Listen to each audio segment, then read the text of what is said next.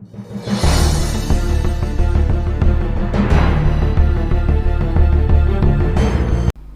बच्चों, जैसा कि आप लोगों से पहले मैंने बताया था कि आप लोगों का रिवीजन स्टार्ट होगा और साथ में एमसीक्यू क्वेश्चंस भी करवाएंगे। तो आज की क्लासेस जो होगी, आज की जो क्लास होगी और आज से जो हम स्टार्ट करने वाले हैं वो क्या स्टार्ट करने वाले हैं, रिवीजन होगा, एक टाइप का क्विक रिवीजन, और वो भी किसके साथ, विथ एमसीक्यू। जितना टॉपिक पढ़ाएंगे उसका एमसीक्यू साथ में कराते चलेंगे और इससे आपका जो है फर्स्ट टर्म के लिए प्रिपरेशन बहुत अच्छी हो जाएगी। तो देखिए, टर्म 1 में हमारा जो सिलेबस है उसके अकॉर्डिंग हमारा जो चैप्टर आ रहा है वो नॉट फॉर प्रॉफिट ऑर्गेनाइजेशन तो नहीं आने वाला है।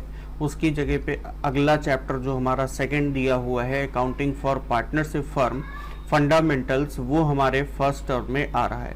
तो हम स्टार्ट करेंगे accounting for partnership firm fundamental से, और यहाँ पे सिर्फ एक क्विक रिवीजन होगा। डिटेल वीडियो अगर आपको देखनी है तो प्लेलिस्ट में जाइएगा, वहाँ पे आपको डिटेल में चैप्टर वाइज आपको प्लेलिस्ट मिल जाएगी, वहाँ से जाके आप देख सकते हैं। तो जो स्टार्ट करते हैं अपना चैप्टर, तो सबसे पहले क्या आता है, पार्टनरशिप होता क्या है। तो पार्टनरशिप क्या दिया है, is defined by Indian partnership act 1932 section 4 as follows. क्या बताया गया है इंडियन पार्टनरशिप एक्ट 1932 के सेक्शन 4 में कि पार्टनरशिप क्या है। Partnership is the relationship between persons who have agreed to share the profits of a business carried on by all or any of them acting for all। Partnership business क्या है, उन लोगों के बीच का रिलेशनशिप है जिसमें दो या दो से ज्यादा लोग हैं जो किसी एक बिजनेस के प्रॉफिट को शेयर करने के लिए एग्री हुए हैं आपस में, और वो बिजनेस कोई एक चला रहा है या सब मिलके उस बिजनेस को चला रहे हैं। नेक्स्ट हमारा क्या है, पार्टनर्स क्या होता है, फर्म किसको बोलते हैं और फर्म नेम क्या होता है। तो यहाँ पे देखिएगा, जब कोई person, the person who have entered into partnership with one another individually are called partners. जब कोई किसी के साथ बिजनेस में, पार्टनरशिप बिजनेस में एंटर होता है, ज्वाइन करता है इंडिविजुअली, तो उसे क्या बोलते हैं, हम पार्टनर बोलते हैं। और जब कलेक्टिवली आ जाते हैं, वो लोग एक इकट्ठे हो जाते हैं, एक जगह आ जाते हैं, तो वो उस जगह को क्या बोलते हैं, फर्म। और the name under which the business is carried is called firm name. आगे बढ़ते हैं और आगे देखते हैं, नेचर दिया है पार्टनरशिप का। Nature of partnership, partnership is a separate business entity from the accounting view point. ये पॉइंट काफी ध्यान रखिएगा कि सिर्फ और सिर्फ अकाउंटिंग व्यू पॉइंट से ही पार्टनरशिप को सेपरेट माना गया है। अकाउंटिंग व्यू पॉइंट का मतलब कि जो भी बिजनेस में ट्रांजैक्शन होंगे वो बिजनेस के व्यू पॉइंट से लिखना होगा, ना कि पार्टनर के व्यू पॉइंट से। जबकि लीगली क्या है, however from the legal view point a partnership firm is not a separate legal entity from its partner. अपने पार्टनर से बिल्कुल अलग नहीं होता। इसका मतलब क्या है, thus legally partners and business are not separate from one another।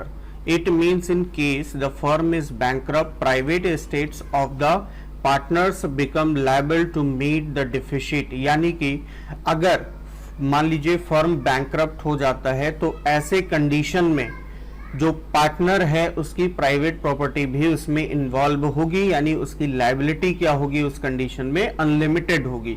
यानी कि अगर यहाँ पे देखें तो अकाउंटिंग व्यू पॉइंट से सेपरेट होता है, बट लीगल व्यू पॉइंट से सेपरेट नहीं होता है। अगर फर्म पार्टनर पे कोई इफेक्ट पड़ता है तो फर्म पे पड़ेगा, और फर्म पे कोई इफेक्ट हुआ तो वो पार्टनर पे भी पड़ेगा। अब इसमें एक चीज ध्यान रखिएगा कि छोटे छोटे पार्ट्स में मैंने चैप्टर को डिवाइड किया है टॉपिक वाइज, और उसी के अकॉर्डिंग क्वेश्चन आएगा। तो एंड तक जरूर देखिएगा जिससे आपको एमसीक्यू क्वेश्चन आज की टॉपिक का मिल पाए। ठीक है, अब देखते हैं इसेंशियल फीचर क्या है। इसेंशियल फीचर में पहली चीज तो दी है, 2 और मोर पर्सन्स। ये दो या दो से ज्यादा लोग होने चाहिए पार्टनर। बट पार्टनर कौन नहीं होने चाहिए, माइनर पार्टनर नहीं हो सकता है, फिर अनसाउंड माइंड का पर्सन पार्टनर नहीं हो सकता है, या डिसक्वालीफाई बाय लॉ अगर कोई पार्टनर है तो वो भी यहाँ पे नहीं हो सकता। अब यहाँ पे अगर बात करें कि मैक्सिमम नंबर क्या होगा, maximum number of partners, maximum number of partners. तो maximum number of partner as per companies act 2013 कितना है, 100 है।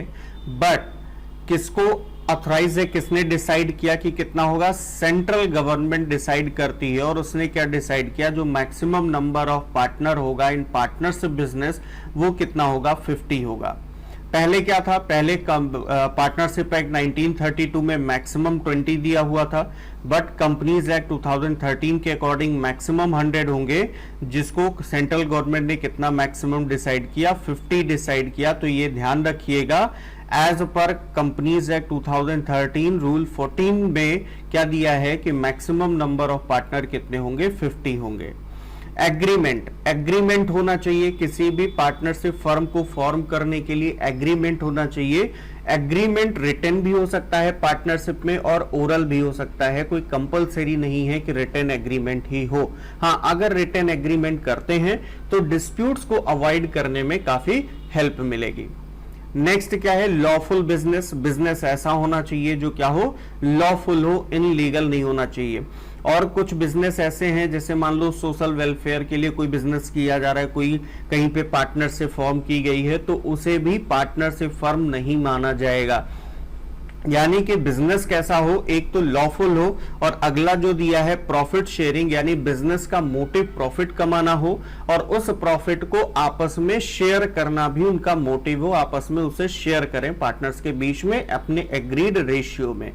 नेक्स्ट क्या है, business can be carried on by all और any of the partners acting for all. मतलब business या तो सारे पार्टनर मिलके चलाएंगे या फिर उनमें से कोई एक, सबकी सहमति से कोई एक पार्टनर उस बिजनेस को कैरी करेगा। नेक्स्ट क्या दिया है, rights of a partner. Partners के राइट्स क्या क्या होते हैं, जब भी कोई person as a partner firm में आता है तो उसको क्या क्या अधिकार मिलते हैं। तो पहला है, every partner has the right to participate in the management of business. Business के मैनेजमेंट में पार्टिसिपेट कर सकता है। Every partner has the right to consulted about the affairs of the business. Business से रिलेटेड जो भी मामले हैं उसके बारे में आपस में सलाह मशवरा भी वो कर सकते हैं। Every partner has the right to inspect the books of account and have a copy of it. जितने भी पार्टनर हैं सबको ये राइट होता है कि वो क्या कर सकते हैं, अकाउंट्स की बुक को चेक कर सकते हैं और उसकी कॉपी वो ले सकते हैं। नेक्स्ट है, every partner has the right to share profits और losses with others in the agreed ratio. बाकी जितने पार्टनर हैं सबके साथ एग्रीड रेशियो में उन्हें प्रॉफिट शेयर करने का भी राइट होता है। नेक्स्ट है आपका, if a partner has advanced loan, यानी अगर कोई पार्टनर फर्म को लोन देता है तो he has the right to receive interest thereon at an agreed rate of interest. उसे एग्रीड रेट से इंटरेस्ट मिलेगा, लेकिन अगर रेट ऑफ इंटरेस्ट नहीं जो है एग्रीड है, नहीं डिसाइड किया कि कितना % इंटरेस्ट देना है, तो उस कंडीशन में interest is paid at the rate provided in the Indian partnership act 1932 at 6% per annum. 6% per annum. ध्यान रखिएगा कि अगर इंटरेस्ट ऑन पार्टनर्स लोन पहले से डिसाइड नहीं है तो उस कंडीशन में 6% पर एनम की रेट से उसे इंटरेस्ट मिलेगा, उसने जो लोन दिया है उस पे, as per Indian partnership act 1932। Next है, in case of an emergency a partner has the right to act according his best judgement and be indemnified for the expenses incurred by him. यानी कि अगर कोई emergency आती है तो अपने हिसाब से वो जो उसके लिए बेहतर होगा या जो फर्म के लिए बेहतर होगा उसके हिसाब से वो एक्ट कर सकता है, और अगर कोई उस टाइम पे उसका कोई खर्चा होता है तो उसे वापस फर्म से पाने का भी उसे राइट होता है। A partner has the right not to allow the admission of a partner. हर एक पार्टनर के पास ये राइट है कि किसी नए को आना है कि नहीं आना है, उस पे वो डिसाइड कर सकता है। अगर नहीं चाहता कि कोई नया पार्टनर आए तो नहीं आ सकता। After giving proper notice the partner has the right to retire from the firm. एक प्रॉपर नोटिस देने के बाद अगर कोई पार्टनर चाहे तो फर्म से रिटायर हो सकता है, जो भी नोटिस पीरियड उन्होंने डिसाइड किया हो, 1 मंथ, 2 मंथ, 3 मंथ, जो भी उनका हो।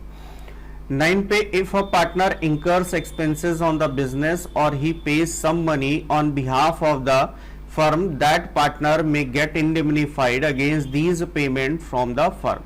यानी कि अगर कोई पार्टनर फर्म के बिहाफ में कोई पेमेंट करता है या फर्म के लिए कोई खर्चा खुद से पे कर देता है तो उसे वापस पाने का भी उसके पास राइट होता है। तो ये थे आपके राइट्स ऑफ पार्टनर्स। नेक्स्ट हमारा है पार्टनरशिप डीड, इसके बारे में थोड़ा सा डिस्कस कर लेंगे क्या क्या आता है। तो पार्टनरशिप डीड देखो क्या है, जब हम एग्रीमेंट किस में करते हैं, रिटन में, रिटन एग्रीमेंट को ही क्या बोला जाता है, पार्टनरशिप डीड बोलते हैं, ठीक है। और इसमें क्या होता है, पार्टनरशिप का जो टर्म एंड कंडीशन है उसका डिटेल इसमें होता है, पार्टनरशिप का पूरा डिटेल होता है, और ये एक लीगल डॉक्यूमेंट भी बन जाता है, एज एविडेंस भी ये काम करता है। क्योंकि ओरल में आप क्या करते हो, आपने बातें तो बोल दी कि हाँ हम इतना प्रॉफिट शेयर करेंगे, इतना पैसा लगाएंगे, या इतना इंटरेस्ट होगा, इतना रेम्युनरेशन होगा, बट उसका कहीं पे रिटन प्रूफ नहीं होता। तो अगर कोई डिस्प्यूट होती है तो उसको अवॉइड करना पॉसिबल नहीं होता, फिर उसके लिए हमें लंबा प्रोसेस करना पड़ता है, या आपस में कुछ ज्यादा ही डिस्प्यूट हो जाता है।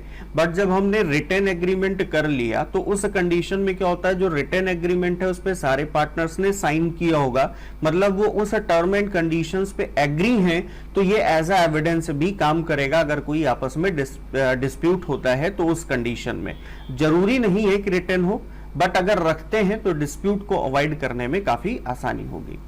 तो इसमें क्या होगा, सबसे पहले तो डिस्क्रिप्शन ऑफ पार्टनर्स होगा। डिस्क्रिप्शन ऑफ पार्टनर्स का मतलब कि पार्टनर का नाम क्या है, पार्टनर करते क्या हैं, कहाँ रहते हैं, एड्रेस वगैरह सारी डिटेल होगी। Description of the firm, firm का नाम क्या है, फर्म का प्रिंसिपल प्लेस ऑफ बिजनेस क्या है, फर्म का हेडक्वार्टर कहाँ है, वो सारी चीजें दी होंगी, ठीक है। प्रिंसिपल प्लेस ऑफ बिजनेस इसी में आ गया। डिस्क्रिप्शन ऑफ द फर्म, जब नेम एड्रेस वगैरह दिया तो उसके बाद हमने प्रिंसिपल प्लेस भी बता दिया कि कहाँ पे हमें मेन बिजनेस करना है।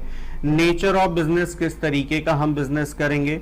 कमेंसमेंट ऑफ पार्टनरशिप, पार्टनरशिप कब से स्टार्ट हो रही है, ठीक है। कैपिटल कंट्रीब्यूशन, कौन पार्टनर कितना कैपिटल कंट्रीब्यूट करेगा और उनका कैपिटल फिक्स्ड होगा या फ्लक्चुएटिंग होगा, ये डिसाइड करना। इंटरेस्ट ऑन कैपिटल, उनके कैपिटल पे कोई उन्हें इंटरेस्ट पे किया जाएगा या नहीं किया जाएगा, अगर पे किया जाएगा तो रेट क्या होगा। Interest on drawing, partner drawing कितना लिमिट तक फ्री में कर सकता है, मतलब उसे कोई एक्स्ट्रा चार्ज उस पे नहीं देना पड़ेगा, और उसके ऊपर अगर वो ड्राइंग करता है तो उसे कितना जो है इंटरेस्ट फर्म को उल्टा पे करना पड़ेगा, पार्टनर फर्म को पे करेगा और किस रेट से पे करेगा वो भी दिया होगा।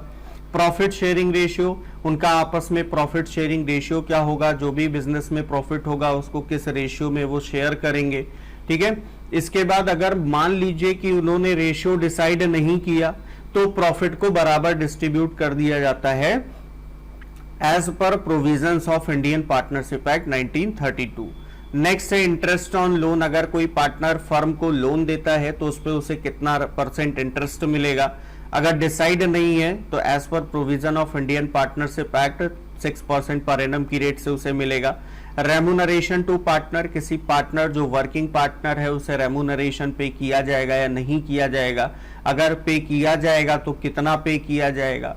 वैल्यूएशन ऑफ गुडविल, गुडविल का वैल्यूएशन कैसे करेंगे, कई सारे मेथड्स हैं, किस टाइप से हम उसका वैल्यूएशन करेंगे, एवरेज प्रॉफिट पे करेंगे, सुपर प्रॉफिट पे करेंगे, कि कैपिटलाइजेशन मेथड से करेंगे। वैल्यूएशन ऑफ एसेट्स कैसे होगा, जब भी फर्म का रिकॉन्स्टिट्यूशन होगा, रिकॉन्स्टिट्यूशन का मतलब चाहे प्रॉफिट शेयरिंग रेशियो बदल रहा हो, एडमिशन हो रहा हो, रिटायरमेंट हो, डेथ हो, ठीक है, एमलगमेशन हो, तो उस कंडीशन में क्या होगा, वैल्यूएशन एसेट्स का कैसे करना है।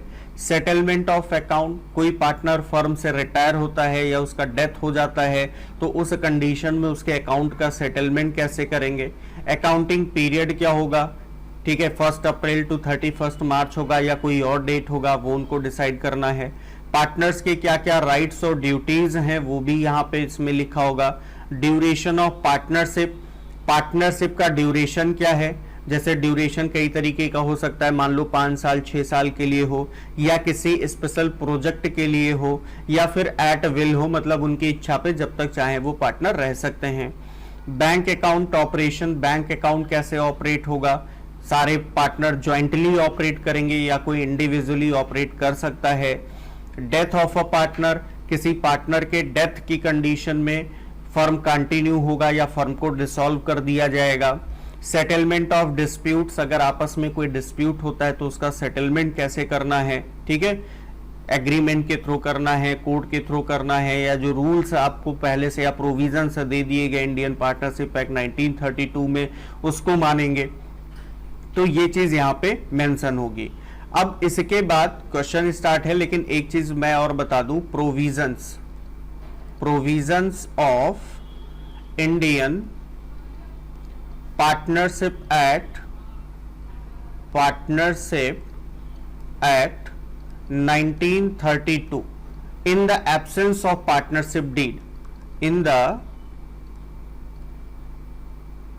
absence of partnership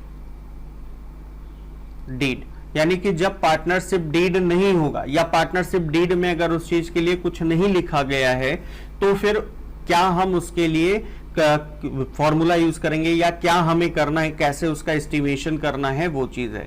तो जैसे यहां पे इंटरेस्ट ऑन कैपिटल की बात करें, इंटरेस्ट ऑन कैपिटल की बात करें, इंटरेस्ट ऑन ड्राइंग्स की बात करें, इंटरेस्ट ऑन ड्राइंग्स है, ठीक है, या फिर रेम्यूनरेशन है, ठीक है, रेम्यूनरेशन किसी पार्टनर को। तो अगर पार्टनरशिप डीड हमारे पास नहीं है या फिर पार्टनरशिप डीड में इनके बारे में कुछ मेंशन नहीं है तो इन्हें अलाउ या चार्ज नहीं किया जाएगा। ना इंटरेस्ट ऑन कैपिटल अलाउ होगा, ना रेम्यूनरेशन अलाउ होगा और ना ही इंटरेस्ट ऑन ड्राइंग चार्ज किया जाएगा, ठीक है। और इसके साथ जो हमारा प्रॉफिट शेयरिंग रेशियो होगा, प्रॉफिट शेयरिंग रेशियो, ये क्या हो जाएगा, ये इक्वल हो जाएगा। क्या हो जाएगा, इक्वल, यानी जितने पार्टनर हैं उनके बीच में उस कंडीशन में बराबर डिस्ट्रीब्यूट किया जाएगा। और इसके बाद है interest on partners loan, interest on partners loan. तो इंटरेस्ट ऑन पार्टनर्स लोन, अगर इंटरेस्ट ऑन पार्टनर्स लोन की बात करें तो 6% पर एनम की रेट से मिलेगा in the absence of partnership deed और एनी रिटन एग्रीमेंट, या फिर अगर जो हमने पार्टनरशिप डीड बनाई उसमें अगर नहीं दिया है तो उस कंडीशन में 6% पर एनम हो जाएगा। अब इसके बाद हम क्वेश्चंस देख लेते हैं, एमसीक्यू क्वेश्चंस हैं। अभी इसमें क्वेश्चंस बहुत सारे होंगे, टॉपिक वाइज होगा, फिर उसके बाद कुछ न्यूमेरिकल वाला होगा जिसमें एमसीक्यू टाइप का होगा, फिर उसके बाद आपका केस स्टडी होगा, कुछ स्टेटमेंट टाइप का होगा। ऐसे बहुत सारे क्वेश्चंस आपको मिलेंगे हर चैप्टर से। तो पहला क्वेश्चन क्या दिया है, as per the companies act 2013 rule 2014 आप यहां पे समझ जाइएगा, दिया है what is the maximum limit regarding number of partners in partnership business. तो आपसे ये पूछा जा रहा है कि as per companies act 2013 what is the maximum limit regarding number of partners in partnership business. अब यहाँ पे रूल 2014 हम लगा देते हैं अपनी तरफ से, तो उस कंडीशन में लिमिट आपको क्या दी गई है, 50 की दी गई है। क्या होगा आंसर, 50 होगा। बट अगर आपसे पूछा जाता कि कंपनीज एक्ट 2013 में सिर्फ प्रिस्क्राइब कितना किया गया, मैक्सिमम कितने हो सकते हैं, तो वो कितना था, 100। और इसके बाद अगर यहां पे सपोज मान लीजिए आपसे पूछ लेता as per the partnership act 1932 what is the maximum limit regarding number of partners in partnership business, तो ध्यान रखिएगा इंडियन पार्टनरशिप एक्ट 1932 में मैक्सिमम नंबर ऑफ पार्टनर्स नहीं दिया गया है। ये आपका दिया कहां पे गया है, कंपनीज एक्ट 2013 में। तो उस कंडीशन में क्या हो जाता, नन ऑफ दीज। चलिए नेक्स्ट क्वेश्चन देखते हैं, विच of the following is not a feature of partnership. Partnership का फीचर क्या नहीं है, तो हमने क्या पढ़ा था, पहला था 2 और मोर पर्सन्स होने चाहिए, दूसरा पढ़ा था हमने एग्रीमेंट होना चाहिए, तीसरा हमने पढ़ा था कि लॉफुल बिजनेस होना चाहिए, चौथा पढ़ा था प्रॉफिट शेयरिंग मोटिव होना चाहिए, और पांचवा हमने पढ़ा था कि बिजनेस कोई भी चला सकता है, अकेला पार्टनर सबकी सहमति से या फिर सारे मिलके चलाएं। तो देखिए इसमें क्या है, एग्रीमेंट, ठीक है ये सही है, शेयरिंग ऑफ प्रॉफिट ये भी सही है, ये भी फीचर में था, 2 और मोर देन 2 पर्सन्स होते हैं वो भी सही बात है। लेकिन कहीं भी हमारे पार्टनरशिप में के फीचर में ये नहीं दिया था कि लिमिटेड लायबिलिटी है। लायबिलिटी तो लिमिटेड है ही नहीं, क्योंकि पार्टनरशिप बिजनेस में अकाउंटिंग व्यू पॉइंट से तो सेपरेट हैं बट लीगल व्यू पॉइंट से सेपरेट होते ही नहीं है, तो उनकी लायबिलिटी ऑटोमेटिक क्या हो जाएगी, अनलिमिटेड हो जाएगी।